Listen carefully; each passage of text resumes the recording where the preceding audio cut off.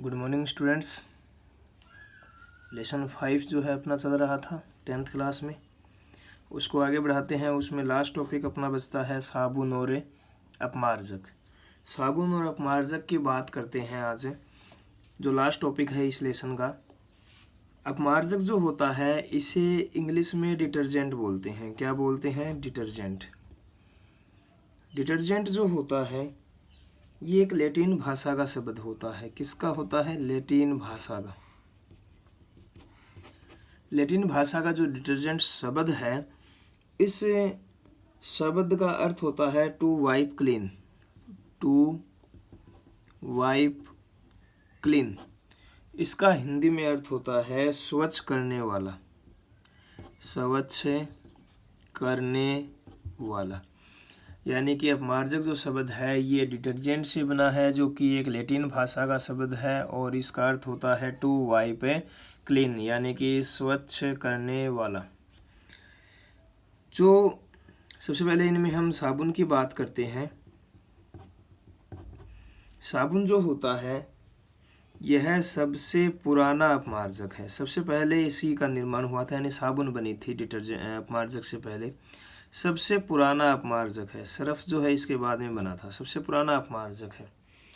आगे बात करें तो जो साबुन होता है ये दीर्घ श्रृंखला का होता है। दीर्घ श्रृंखला का मतलब होता है कि इसके अंदर जो कार्बन होते हैं उनकी संख्या 12 से लेके कार्बन 18 तक की हो सकती है।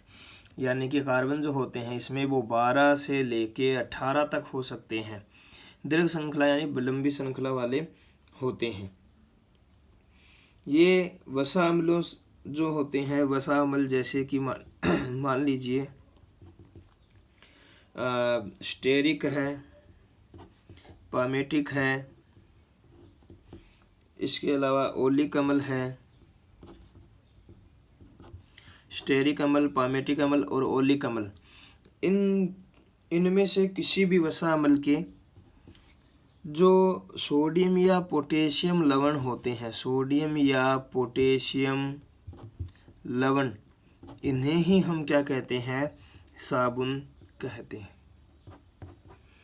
साबुन जो होता है इसका निर्माण वसा अम्लों की, वसा अम्ल कोई भी हो सकता है इनमें से, स्टेरिक हो सकता है, पामेटिक हो सकता है, ओलिक हो सकता है।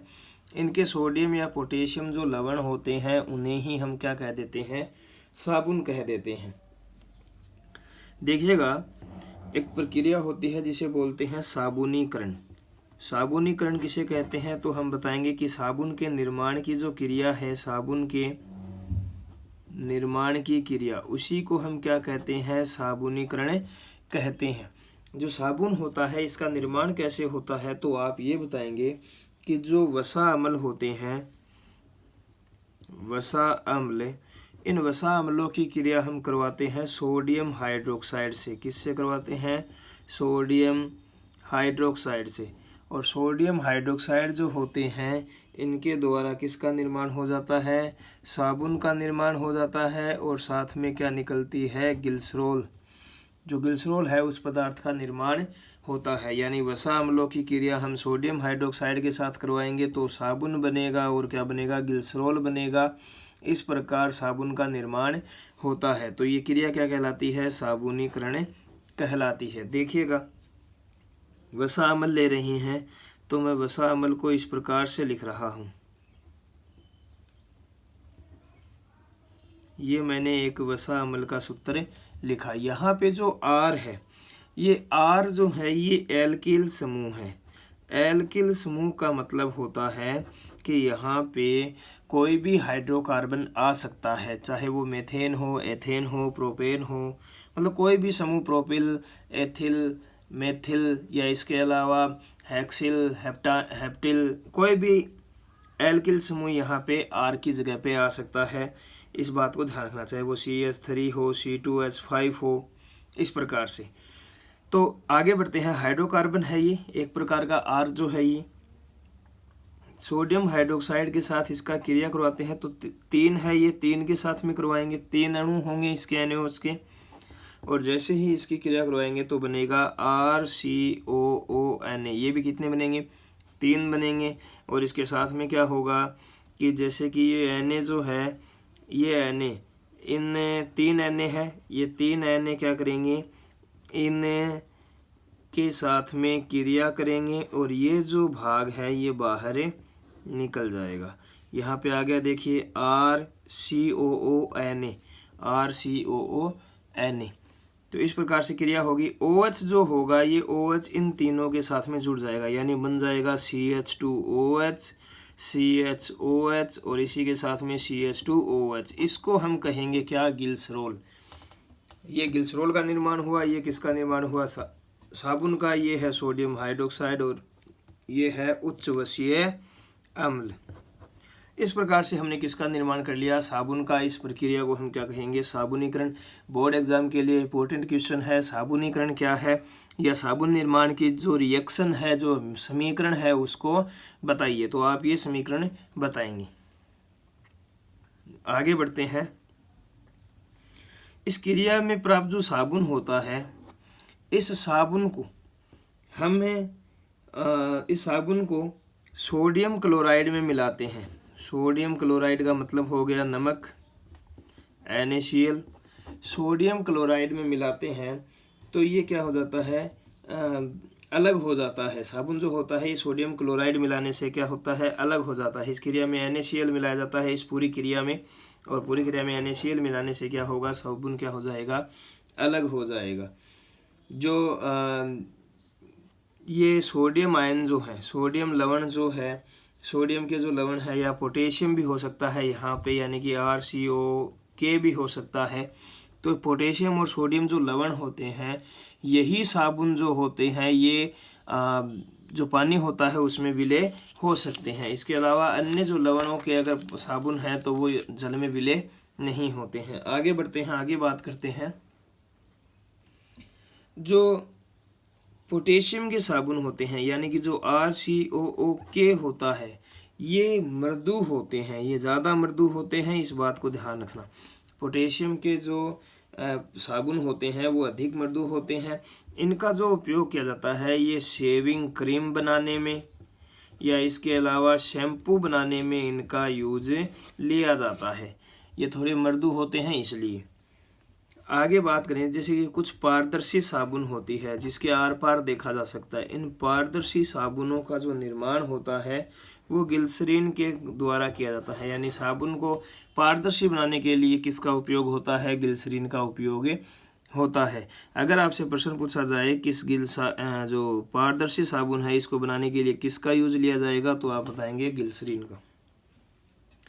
देखिएगा यहाँ पे एक क्वेश्चन बनता है कि जो साबुन होते हैं ये सिर्फ मृदु जल का मतलब होता है मीठा पानी, मीठा जल या स्वच्छ जल जो होता है, इस जल के साथ में ही क्या करती है, क्रिया करती है। यानी जो साबुन होता है वो इसी मृदु जल में ही क्या देता है, झाग देता है। जबकि कठोर जल, या मैं कहूँ कि जो खारा जल होता है, इस खारे जल में ये झागे नहीं देता है, या फिर हम कहें कि इसके साथ क्रिया नहीं करता है। तो ऐसा क्यों? साबुन जो होते हैं वो मृदु जल या मीठे जल में ही झाग देते हैं, कठोर या खारे पानी में झाग नहीं देते। इसका रीज़न क्या है? इंपॉर्टेंट क्वेश्चन है, बहुत बार पूछा गया है, आगे भी पूछा जा सकता है बोर्ड एग्जाम में। तो इसका आंसर आप ये देंगे कि जो कठोर जल होता है, जो खारा पानी होता है, कठोर जल होता है, इस जल के अंदर कैल्शियम और मैग्नीशियम आयन होते हैं। ये कैल्शियम और मैग्नीशियम आयन क्या करते हैं, जो साबुन होता है, ये चाहे वो सोडियम लवण से बना हो, चाहे वो पोटेशियम लवण से बना हो, इन दोनों में से जो सोडियम और पोटेशियम आयन है, इनको ये क्या कर देते हैं, प्रतिस्थापित कर देते हैं। यानी कि ये बना लेते हैं RCOOMg या RCOO कैल्शियम, यानी कि ये इनका निर्माण कर लेते हैं। और इनका निर्माण करने के कारण क्या होता है कि कठोर जल में जो साबुन होता है वो झागे नहीं दे पाता, जबकि मीठे जल में ऐसा नहीं होता। मीठे जल में साबुन के रूप में रहता है, RCONA और RCOOK के रूप में रहता है। इसलिए मीठे जल में तो साबुन झाग दे देता है, लेकिन यहाँ पे कठोर जल में साबुन झागे नहीं दे पाता। आगे बढ़ते हैं। ये हमने बात की साबुन की, अब हम कुछ बात करते हैं अपमार्जक की।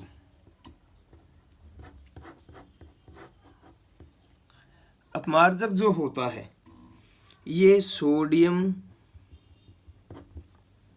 Alkyl sulphate, sodium alkyl sulphate, जैसे कि इसका सूत्र होगा ROSO3 नेगेटिव Na पॉजिटिव, या फिर एक और आयन लेते हैं सोडियम एल्किल बेंजीन सल्फोनेट।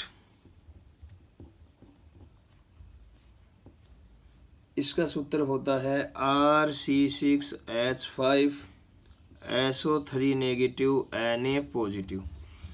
ये जो होते हैं इन दोनों के द्वारा ही क्या बना हो सकता है, अपमार्जक बना हो सकता है, चाहे वो सोडियम एल्किल सल्फोनेट से बना हो, चाहे वो सोडियम एल्किन बेंजीन सल्फोनेट से बना हो। तो अपमार्जकों का जो निर्माण होता है वो इन्हीं के द्वारा होता है। आगे बढ़ते हैं। ये जो अपमार्जक होते हैं इनके जो सोडियम आयन होते हैं, क्या होते हैं, सोडियम आयन। ये जो सोडियम आयन होते हैं ये कठोर जल के अंदर जो कैल्शियम आयन और जो पोटेशियम आयन होते हैं, कैल्शियम आयन तथा जो मैग्नीशियम आयन होते हैं, उन आयनों को प्रतिस्थापित कर दिया जाता है। जैसे कि जो अपमार्जक हैं इनमें जो ये Na हैं, देखिएगा ये जो आयन है ROSO3 नेगेटिव और Na पॉजिटिव, इस Na पॉजिटिव की जगह पे कैल्शियम या मैग्नीशियम आयन आ जाते हैं। जैसे कि ये बन जाएगा फिर ROSO3 नेगेटिव और कैल्शियम का पॉजिटिव। तो इनके निर्माण से क्या होता है, इनका जब निर्माण होता है अगर कठोर जल में, तो भी ये क्या होते हैं, घुलनशील होते हैं। इसलिए क्या होता है, जो अपमार्जक होता है ये अपमार्जक कठोर जल में भी झाग देता है और मृदु जल में भी झाग देता है। अपमार्जक जो होता है वो दोनों जल के साथ क्रिया कर सकता है, दोनों ही जल में क्या दे सकता है, झाग दे सकता है। आगे बढ़ते हैं। अब हम बात करते हैं कि अपमार्जक जो होते हैं, इन अपमार्जक के द्वारा जो पानी होता है ये प्रदूषित होता है। अपमार्जक के द्वारा जो पानी होता है ये क्या होता है, प्रदूषित होता है। क्योंकि अपमार्जक जो होते हैं इनमें, अपमार्जक जो होता है ये जब पानी में घुल जाते हैं तो जो जीवाणु होते हैं वो इनका क्या नहीं कर पाते, अपघटन नहीं कर पाते, जिसके कारण जो अपमार्जक होते हैं ये पानी को क्या कर देते हैं, प्रदूषित कर देते हैं। वर्तमान में क्या हो रहा है कि अपमार्जक जो होते हैं इनकी क्षमता व गुणवत्ता को बढ़ाने के लिए इनके अंदर अकार्बनिक फास्फेट कुछ पदार्थ मिलाए जा रहे हैं, जिनमें से अकार्बनिक फास्फेट, सोडियम पेरोक्सीबोरेट और कुछ प्रतिदीप्त यौगिक शामिल हैं। ये यौगिक मिलाने के कारण जो आजकल जो वर्तमान में जो अपमार्जक आ रहे हैं उनकी क्षमता और गुणवत्ता में क्या हुई है, बढ़ोतरी हुई है। आगे बढ़ते हैं। हम बात करते हैं अब साबुन से जो शोधन क्रिया होती है, जो कपड़े धोने की क्रिया है वो कैसे होती है, साबुन से शोधन क्रिया। तो देखिएगा, साबुन या जो अपमार्जक होते हैं ये मिशेल का निर्माण करते हैं और मिशेल बनाकर क्या करते हैं, जो चिकनाई या गंदगी होती है उसको कपड़े से अलग कर देते हैं। किस प्रकार से करते हैं, देखिएगा कि जो साबुन होते हैं, इन साबुन के जो अणु हैं वो जल में पहुंचते ही क्या हो जाते हैं, जल में आयनन हो जाता है इनका, साबुन के अणुओं का। और आयनन कैसे होता है, इस प्रकार से देखिए, RCOO जो Na है ये RCO negative plus Na positive में बदल जाता है। अब मैंने आपको बताया R क्या है, हाइड्रोकार्बन है, इसकी श्रृंखला लंबी होती है, इसमें कार्बन की संख्या 12 से 18 हो सकती है। तो इसको मैं ऐसे भी लिख सकता हूँ, ऐसे बना सकता हूँ। इनमें जो कोने होते हैं ये कार्बन होते हैं। तो जैसे कि 1 2 3 4 5 6 7 8 9 10 11 12 13 14 15 16 जो है मैंने क्या बनाए हैं, यहाँ पे कार्बन बनाए हैं। और इसके साथ मैं यहाँ पे जोड़ देता हूँ COO नेगेटिव। तो इसको मैंने, इस संरचना को मैंने ऐसे भी मैं इसको लिख सकता हूँ। तो इसमें जो ये COO नेगेटिव वाला जो सिरा होता है इसे हम ध्रुवीय भाग बोलते हैं साबुन में, जो जल स्नेही होता है, जो जल के पास जाएगा। और जो ये इधर वाला सिरा होता है, इस पूरे सिरे को हम क्या बोलते हैं, इस पूरे सिरे को हम हाइड्रोकार्बन भाग बोलते हैं। हाइड्रोकार्बन भाग, हाइड्रोकार्बन जो भाग होता है ये जल विरोधी होता है। जल जो होता है इसके संपर्क में आने से कम आता है, इसके संपर्क में जल विरोधी होता है। तो अब देखिएगा कि क्या होता है कि जैसे जो कपड़े के ऊपर चिकनाई होती है, जो वसा होती है, या कुछ भी मान लीजिए तेल वगैरह जो डल गया है कपड़ों के ऊपर, तो इस पे क्या करती है, इसके चारों ओर जो साबुन होती है वो इस प्रकार से संरचना का निर्माण करती है। इसमें जो ये आपको सर्पिलाकार संरचना दिखाई दे रही है, ये तो क्या है, हाइड्रोकार्बन वाला भाग है जो जल विरोधी है। और इसके अलावा इधर वाला जो भाग है ये हाइड्रोकार्बन वाला, और ये क्या है, CO नेगेटिव वाला, यानी इसको मैं नेगेटिव लिख देता हूँ यहाँ पे, ये COO नेगेटिव वाला भाग है। अब ये जो भाग है ये क्या होता है, जल स्नेही होता है। और ये जो भाग है इसका हाइड्रोकार्बन वाला, ये क्या होता है, जल विरोधी होता है। तो जैसे ही हम साबुन लगाने के बाद में, जैसे ही कपड़े को हम पानी से भरी बाल्टी से बाहर निकालते हैं, तो जो ये CO नेगेटिव जो भाग होता है ये पानी में ही रह जाता है। पानी में रहने के कारण क्या होता है, ये गंदगी भी पानी में रह जाती है और कपड़ा जो होता है वो क्या हो जाता है, अलग हो जाता है। इस प्रकार इसको, इस संरचना को हम बोलते हैं मिशेल। इस प्रकार संरचना मिशेल को बनाकर हम क्या करते हैं, कपड़ों को शुद्ध या कपड़ों की सफाई करते हैं। तो ये हमारे प्रक्रिया की साबुन के शोधन की, जिसमें मिशेल निर्माण को भी समझा हमने। तो ये जो लेसन है ये आज कंप्लीट होता है। इस लेसन के अंदर लास्ट टॉपिक था ये अपमार्जक और साबुन। इसमें मेनली क्वेश्चन बनते हैं कि अपमार्जक जो होता है वो स्वच्छ या मृदु जल के अंदर और खारे पानी यानी कठोर जल के अंदर, दोनों के अंदर झाग देता है अपमार्जक। लेकिन साबुन जो होता है वो सिर्फ मीठे या मृदु जल के साथ में झाग देता है, खारे या कठोर जल में झाग नहीं देता। इसका रीज़न क्या है, तो रीज़न मैंने आपको इस लेसन में, इस वीडियो में बता दिया है। तो ये इंपॉर्टेंट क्वेश्चन बनता है। और दूसरा इंपॉर्टेंट क्वेश्चन यहाँ पे बनता है कि साबुन से शोधन की जो क्रिया है कपड़ों की, और जो मिशेल का निर्माण है ये किस प्रकार से होता है। तो ये तीनों जो क्वेश्चन है इस टॉपिक में, साबुन और अपमार्जक में, आपको याद करने हैं।